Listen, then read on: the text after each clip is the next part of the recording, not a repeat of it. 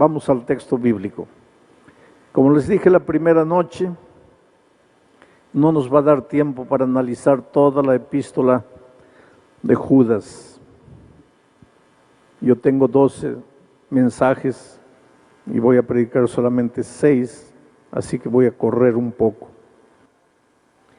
Vamos a leer a partir del versículo 5, dice así: mas quiero recordaros, ya que una vez lo habéis sabido, que el Señor, habiendo salvado al pueblo, sacándolo de Egipto, después destruyó a los que no creyeron. Primer ejemplo son los que murieron en el desierto y no pudieron entrar a Canaán. El primer ejemplo de aquellos que no quisieron aceptar el poder transformador de la gracia. Segundo ejemplo, versículo 6. Y a los ángeles que no guardaron su dignidad, sino que abandonaron su propia morada, los ha guardado bajo oscuridad, en prisiones eternas para el juicio del gran día. El segundo ejemplo de gente que no aprovechó el poder transformador de la gracia son los ángeles. El otro día alguien me decía, para los ángeles no había gracia, porque la gracia apareció después del pecado. ¿Quién te dijo eso? La gracia es eterna, porque es el fruto de la misericordia divina, del amor divino, y Dios es eterno, su amor es eterno, su gracia es eterna. El plan de la salvación que tiene como centro la gracia de Dios había sido establecido desde antes de la fundación del mundo. ¿De dónde sacas la idea de que para los ángeles no había gracia? ¿De dónde sacas la idea de que Adán y Eva se salvaban por la obediencia y no por gracia? ¿De dónde sacas la idea de que el pueblo de Israel se salvaba por obras y no por gracia, si todos los días sacrificaban un corderito que era símbolo de la gracia? Pero en este versículo 6 hay un misterio. Dice, y a los ángeles que no guardaron su dignidad, sino que abandonaron su propia morada, los ha guardado bajo oscuridad, en prisiones eternas para el juicio del gran día. Esto da a entender que los ángeles, desde que pecaron, están guardados en una cárcel de oscuridad eterna, esperando el día del juicio. Y aquí nos metemos en otro problema, porque si esto es verdad, ¿cómo es que los ángeles malos nos tientan hoy? ¿Cómo es que los ángeles malos intervienen hoy? ¿Cómo es que los ángeles malos aparecen hoy en formas de espíritu, tomando posesión de personas? En fin, si están guardados en prisiones eternas, en cuevas oscuras, ¿cómo es que los ángeles malos caminan hoy? Bueno, vamos a explicar eso un poco más adelante. El versículo 7 presenta el tercer ejemplo de gente que no aceptó el poder transformador de la gracia. Dice, como Sodoma y Gomorra y las ciudades vecinas, las cuales de la misma manera de aquellos, habiendo fornicado e ido en pos de vicios contra la naturaleza, fueron puestos por ejemplo, sufriendo el castigo del fuego eterno. Aquí hay otro misterio, el fuego eterno. Pues vamos a tratar de explicar todo esto. No nos olvidemos que el tema central del libro de Judas, aunque él dijo que quería explicar el tema de la salvación, pero después se puso a hablar contra las herejías, contra las distorsiones de la salvación, de todos modos el tema central del libro es la salvación, porque el tema central de la Biblia es la salvación. Todo lo demás en la Biblia gira en torno de la salvación. Cuando tú te sales del tema central de la salvación y comienzas a estudiar temas periféricos, estás mal. Cualquier tema periférico que tú estudies, lo tienes que estudiar a la luz del tema central de la Biblia, que es el tema de la salvación. Y no hay salvación sin Cristo. Por lo tanto, el principio, el medio y el fin del mensaje tiene que ser Cristo. Y jamás te atrevas a decir que porque se predica Cristo, Cristo, Cristo, estás predicando gracia barata. Porque no existe gracia barata.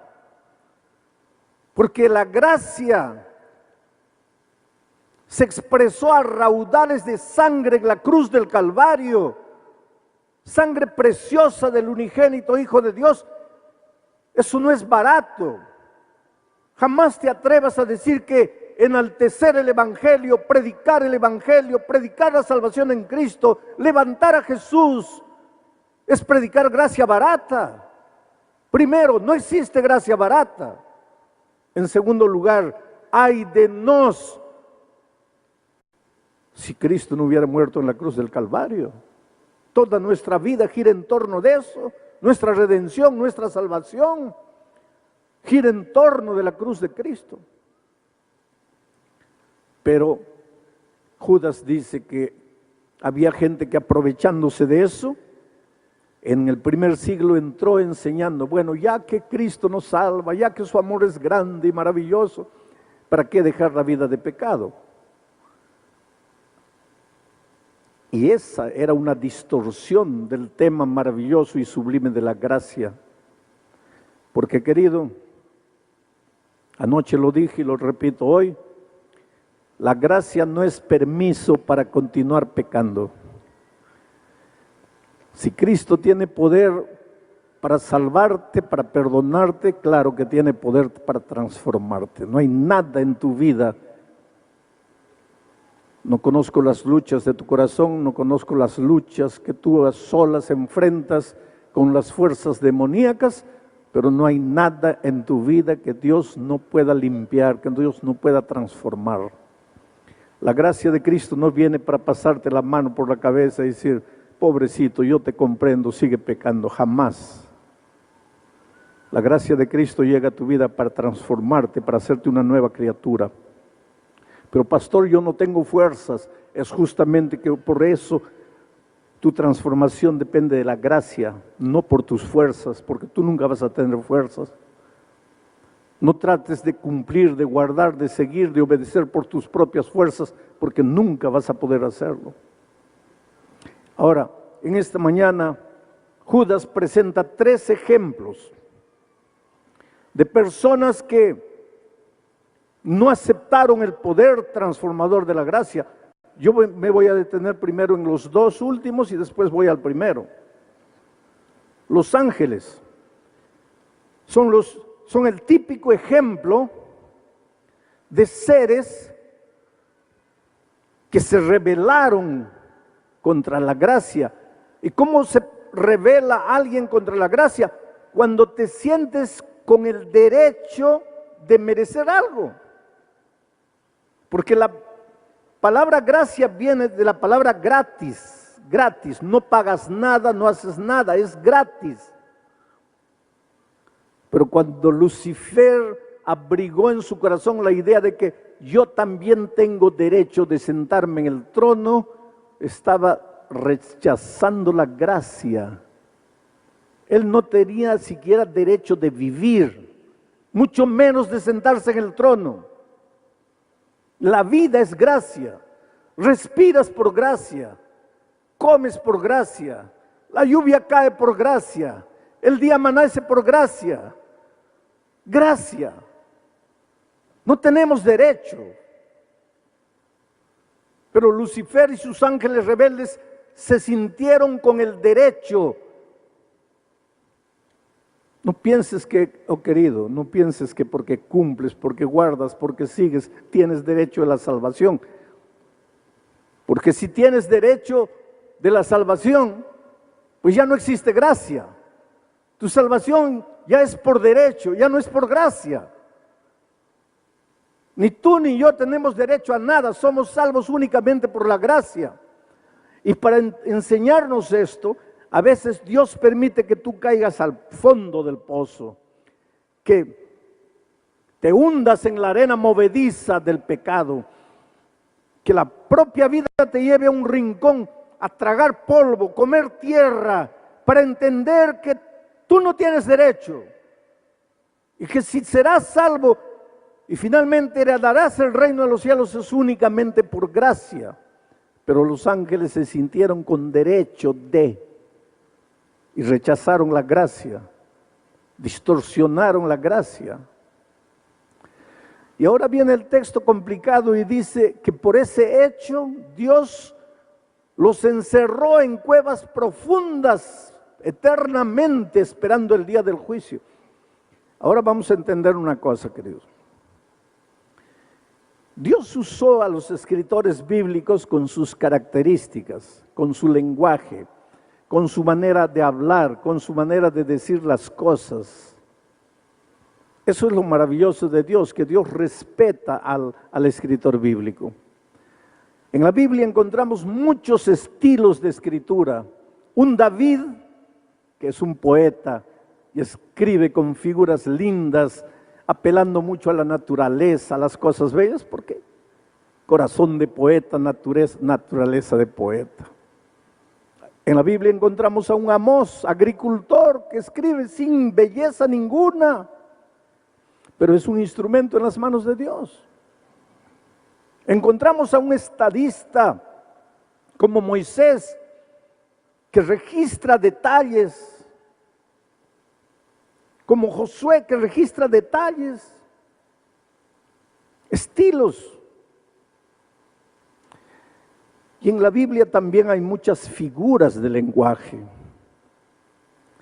¿Qué cosa es una figura de lenguaje? No me voy a poner a darles una clase de literatura, pero a veces llegas a la casa cansado y le dices a la esposa, querida, por favor, sírveme el almuerzo que estoy muerto de hambre. Ahora, si estás muerto de hambre, ¿para qué vas a comer? Ya estás muerto. No, pero es que no estoy muerto. Pues acabas de decir que estás muerto. No, pero es que no estoy diciendo que estoy muerto. Entonces, ¿qué es lo que estás diciendo? Que estoy con mucho hambre. Pero usaste una figura de lenguaje, estoy muerto de hambre. Pues con los escritores bíblicos era la misma cosa. Ellos también usaban figuras de lenguaje. Entonces viene la otra inquietud. ¿Y cuando yo sé que el escritor bíblico está usando una figura de lenguaje o cuando está hablando de la realidad? Es fácil. Cada versículo de la Biblia se explica a la luz de los otros versículos de la Biblia. Y este texto es simple. Hay muchos textos en la Biblia que te prueban que los ángeles malos están en acción en estos momentos. Los ángeles malos están en acción. En el momento que estábamos orando, huyeron despavoridos de aquí. Sintieron que la oración terminó, ya volvieron. Están por ahí metidos, tú no los ves. En la hora del llamado, cuando el Espíritu de Dios trabaja en tu corazón llamándote, ellos también están en tu oído soplándote, no te comprometas, no vayas. Por eso en la hora del llamado, en cada reunión evangelística hay una lucha entre el bien y el mal. El Espíritu Santo de un lado llamándote y los ángeles malos distrayéndote de otro lado. Ahora no vamos a exagerar las cosas porque no aquí, pero por ahí en algún lugar yo siempre les digo a los encargados del sonido, colóquenme pilas nuevas para cada reunión. Colóquenme pilas nuevas para cada reunión. Y un día en la hora del llamado, justamente en la hora más delicada, se acaban las pilas. Y cuando yo salgo me dan la explicación. Dice, el diablo se metió. Yo le pregunté, ¿cambiaste las pilas? No. Entonces, ¿qué culpa le echas al diablo? Cambia las pilas. Coloca pilas nuevas. Que nosotros también ya todos le echamos la culpa al diablo de nuestras negligencias, de nuestras decisiones equivocadas. Ahora, no podemos negar que ellos están actuando, que ellos están en acción, que ellos aparecen en formas de seres extraterrestres, en forma de espíritus de muertos, que ellos muchas veces toman posesión de las personas y no las quieren soltar. Yo cuántas veces en reuniones de evangelismo He sentido personas que han sido poseídas por el demonio. Una noche estábamos para bautizar a una persona y el diablo tomó posesión de la persona en el tanque del bautismo y él agarró al pastor y lo bautizó al propio pastor con tanta fuerza descomunal, demoníaca. Ahora, si están prisioneros en cuevas de oscuridad eterna, ¿cuál fue el diablo que casi lo ahoga al pastor en la piscina? Pues ahí está una figura de lenguaje que el escritor está usando. Finalmente, los demonios serán juzgados y las consecuencias de no haber aceptado el poder transformador de la gracia, las consecuencias de haber rechazado la gracia serán eternas. Eso es lo que el escritor bíblico está diciendo. El segundo ejemplo que menciona ahí es el ejemplo de Sodoma y Gomorra. El típico ejemplo de que Dios es amor, Dios no me va a juzgar porque yo tengo esta tendencia, entonces Dios me va a entender. Oh querido, todos los seres humanos nacemos con tendencias al pecado.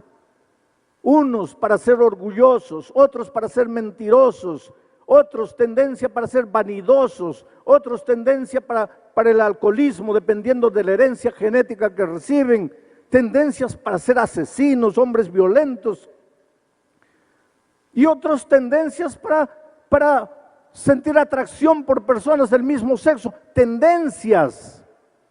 Pero aquí es que se manifiesta el poder transformador de la gracia.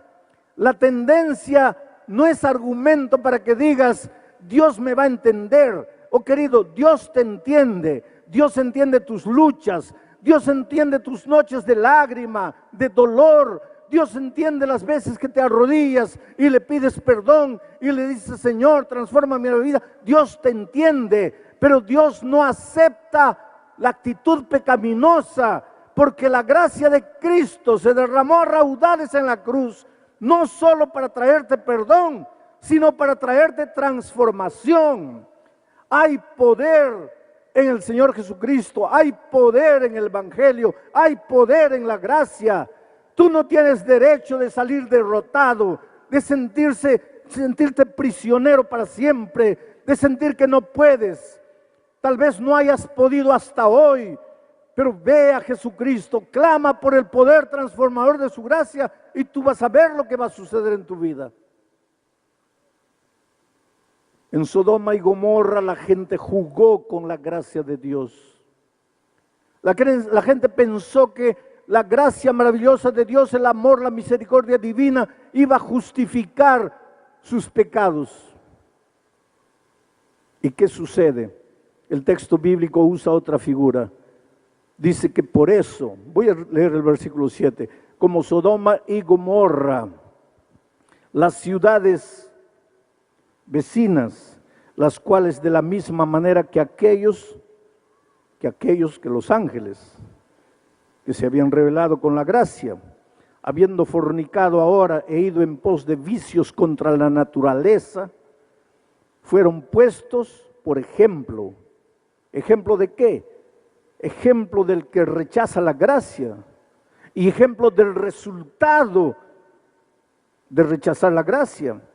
Fueron puestos, por ejemplo, sufriendo el castigo del fuego eterno.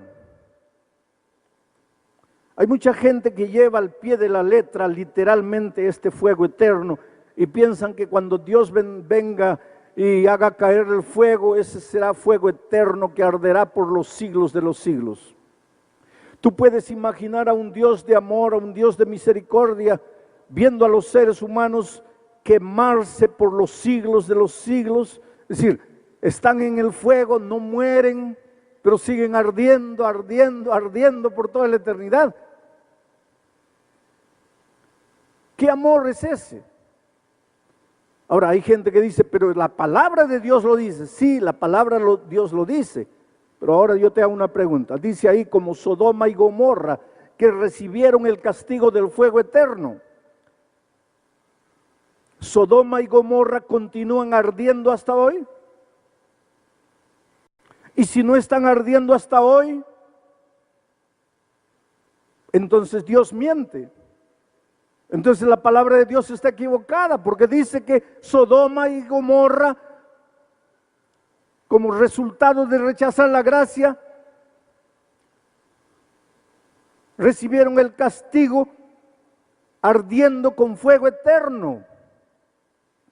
Cuando la Biblia usa la expresión fuego eterno, vuelvo a repetir, cuando encuentras duda de un texto bíblico, tienes que leer todos los textos bíblicos que hablan del tema, para entender que tal vez el escritor bíblico en una parte no esté usando una figura de lenguaje. Y es realmente de eso que se trata. Cuando el escritor bíblico usa la expresión fuego eterno, no está hablando de un fuego que va a arder por los siglos de los siglos. Está hablando de las consecuencias eternas. El pecado va a acabar para siempre. El pecado no se va a levantar por segunda vez. El sufrimiento, el dolor y la muerte van a tener un punto final.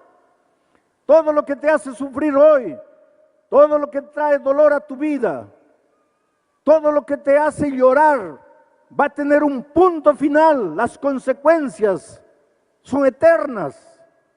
Se acabará. Hoy día estamos peregrinando en el desierto, esperando llegar a la tierra prometida, donde no habrá más dolor, ni muerte, ni sufrimiento, ni angustia. Y este es justamente el primer ejemplo que Judas presenta como aquellos que rechazaron la gracia. El ejemplo del pueblo de Israel, que fue libertado de Egipto por gracia. ¿Qué hicieron ellos? Dios lo hizo todo. Dios tocó el corazón de Faraón. Dios hizo caer las plagas. ¿Qué era el pueblo de Israel sino un bando de albañiles, de constructores, de pastores? ¿Qué armas tenían para poder libertarse del poder opresor de Egipto? Uno de los grandes poderes militares de aquella época. ¿Qué hicieron ellos? Dios lo hizo todo. Fueron rescatados por gracia, fueron libertados por gracia. Egipto es el símbolo del poder opresor del pecado. No haces nada para ser salvo, Cristo lo hace todo. Fuimos salvos por gracia, no hicimos nada. Tuvieron un comienzo maravilloso, creyeron en la palabra redentora de Jesucristo. La noche antes de salir de Egipto, cada familia sacrificó un cordero. Cada familia manchó el dintel de la puerta con la sangre de ese cordero. Esa sangre era el símbolo de la sangre del Cordero de Dios que quita el pecado del mundo.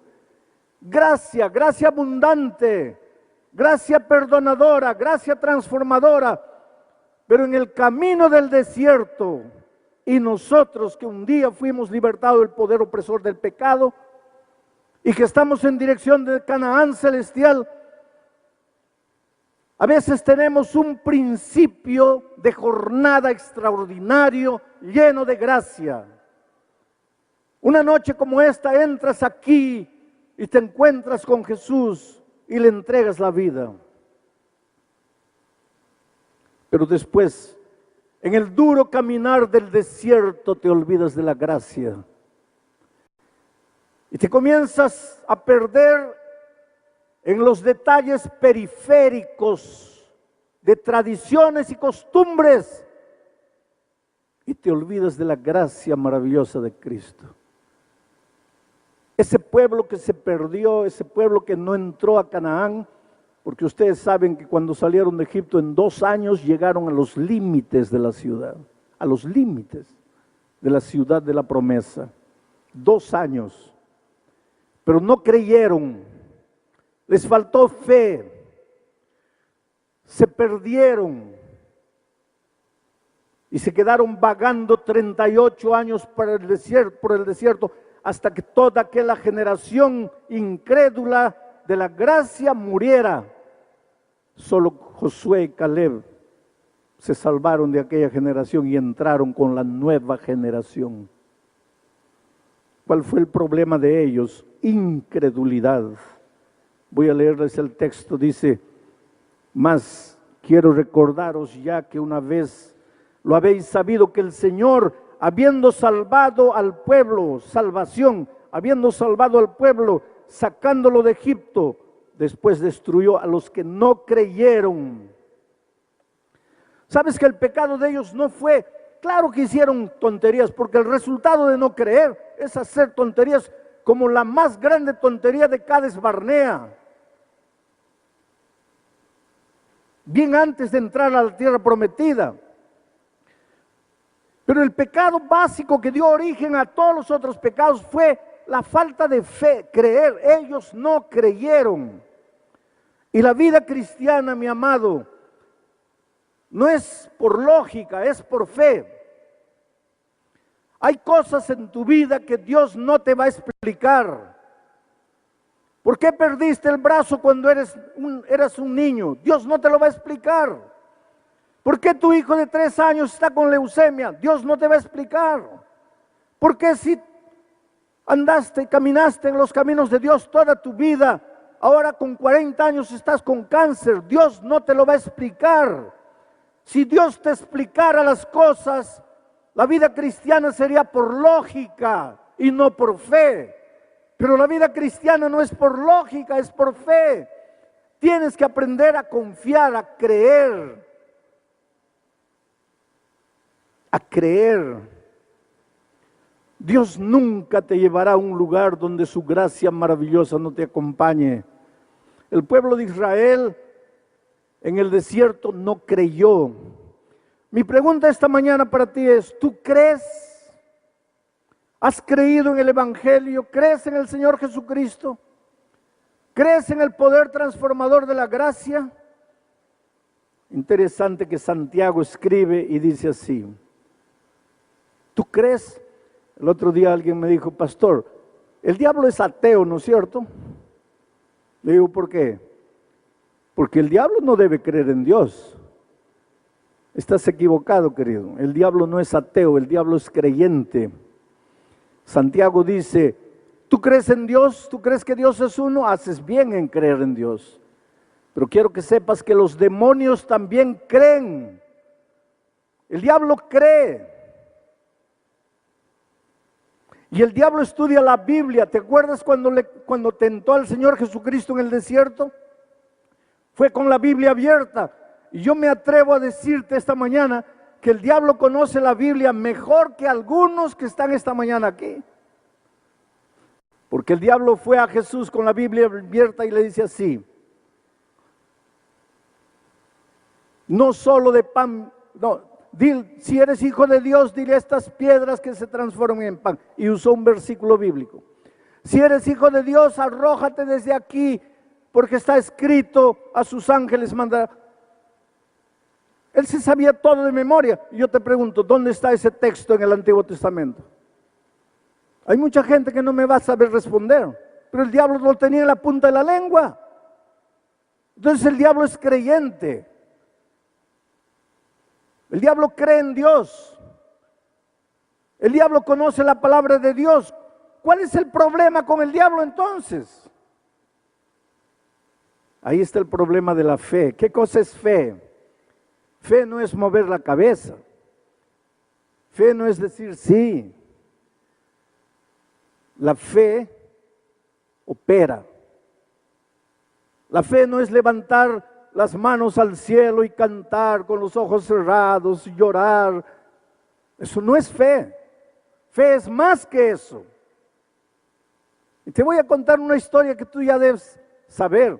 Dicen que en el Catarata del Niágara apareció un equilibrista con varios días de promoción, de propaganda, anunciando que él iba a atravesar las cataratas con una vara en la mano encima de un alambre. Y pues el día de la actuación la gente estaba ahí desde horas tempranas. Y él hizo una pregunta: ¿cuántos de ustedes creen que yo voy a pasar? Y nadie levantó la mano. Y entonces él se molestó y le dijo: entonces, ¿para qué han venido ustedes? Para verme morir. Entonces un viejito levantó la mano tímidamente y dijo: Señor, no se sienta triste, yo creo. ¿A usted cree? Sí, yo creo. ¿Cree que voy a pasar aquí sin sufrir accidentes? Sí, yo creo. Entonces venga, yo lo voy a llevar en mis hombros. Y ahí el viejito dio un paso atrás y dijo, no señor, ahí no. Pues ese es el creer del diablo. Yo creo. Pero el creer bíblico no es palabra. El creer bíblico es yo creo y voy. Yo creo y salgo. Yo creo y me entrego. No es yo creo. Yo creo y tomo la decisión. Por eso Jesús en Marcos 16:16 dice, el que creyere y fuere bautizado, este será salvo. Porque en la Biblia el creer está relacionado con el ser bautizado. En la Biblia no hay creer sin ser bautizado. Y no hay bautismo sin creer. Creer y ser bautizado es la misma cosa bíblicamente. El que creyere y fuere bautizado. ¿Tú crees en el Señor Jesucristo? Entonces, ¿qué impide que seas bautizado? ¿Tú crees en el poder transformador de Cristo? Entonces, ¿qué impide que tomes la decisión? Hoy es el día de buena nueva. Hoy es el día de decisión. Oh querido, Jesús te ama. Jesús tiene un plan extraordinario para tu vida. Y esta mañana yo una vez más voy a hacer una invitación para que te entregues a Jesús a través del santo bautismo. No necesariamente hoy, pero que tomes la decisión de decirle a Jesús, Señor, yo creo y me voy a preparar para el bautismo. Y que luego que puedas, pues te bautices. Ven a Jesús trayéndole tu vida como estás. Aprende del pueblo de Israel que no creyó y pereció. Aprende de los ángeles que jugaron con la gracia divina y fueron expulsados. Aprende con los habitantes de Sodoma y Gomorra que jugaron con la gracia divina y fueron destruidos. Hoy es el día de buena nueva. Hoy es el día de salvación. Por eso, esta invitación que voy a hacer no es para los hermanos que ya han sido bautizados. Tampoco es para las personas que vinieron anoche aquí porque ustedes ya tomaron su decisión. La invitación que estoy haciendo es para ti, querido, que todavía no has tomado la decisión de bautizarte. Y que esta mañana sientes que el Espíritu de Dios te está llamando. Y quieres decirle, Señor, yo creo en ti y voy a bautizarme. En algún momento te voy a entregar mi vida. Definitivamente voy a entrar al tanque del bautismo. Voy a pedir que te levantes en el nombre del Señor Jesucristo y vengas aquí adelante entregándole el corazón a Jesús, diciéndole que crees en Él y que te vas a preparar para el bautismo.